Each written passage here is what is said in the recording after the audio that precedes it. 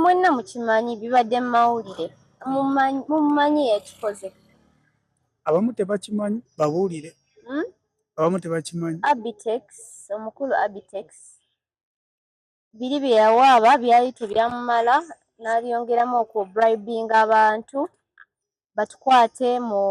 pakupaku ekiro ssaawa 5 nga babadde batutrakinga naye nze nga mbadde nsuubira banditukubidde ne tujja ne tubaddamu ebibuuzo byabwe naye bayagadde kikola mu ngeri ya kikujjukujju bakikoze mu bukyamu era kyobola tuli out right now we are free kubanga tetulina musango okuvaayo tetuli basiru bannaaye navayo bulungi ne mbagamba mu press conference sinze yasaakatambyako nemaziramu ne mbagamba tuli mu bigobeeya with law enforcers naye nja kuvaayo mbyogereko maybe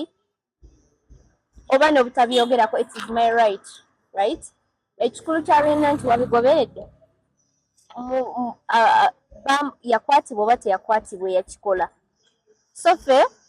ebyo byonna byabaawo ngaali eyaleekana mu mawulire tetwali eno nga tubigoberera ebyaffe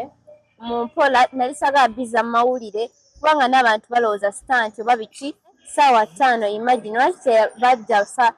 basa misana batusibye ssaawa 5 nga tushutinga vidiyo nga ne batuggyako awo masimu mangu tebaagala tukole ki tubeeko betutegeeza kwegamba byabadde awo bya bukujjukujju nnyo tebitegereka like sneaky kubanga if it was in a right way tewadde na warrant but if it was in a right way ffe neoba nditukubidde twandyereese kubanga ze manyi omusango saagukola so I have no reason to hide nandize nekola ki nembawa statement yange but they didn't call us kutandika kwaliyo nabe bakukwatidde gwe ng'omukyala bakwisiza batya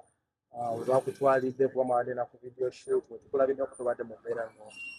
ya batuguddeko bugwi abamu bali mu uniform abalala tebali mu uniform ne bagamba please come with us tebagambe na please come with us ne bagamba okay can I first call my lawyer because I have a right to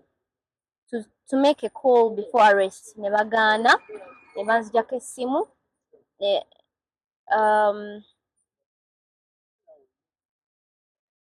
ne tusanga nga manager wange ne bodyguard bo babakutte edda bali kabangali ne batustopinga we even left the place without paying the bill like nga batutwala omanyi twabadde batutwala nga ababbi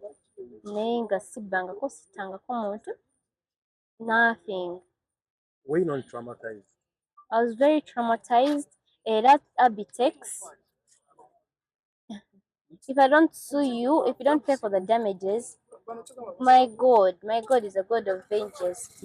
Child, ekiwanzo kyajja okuwa olifo kirojja.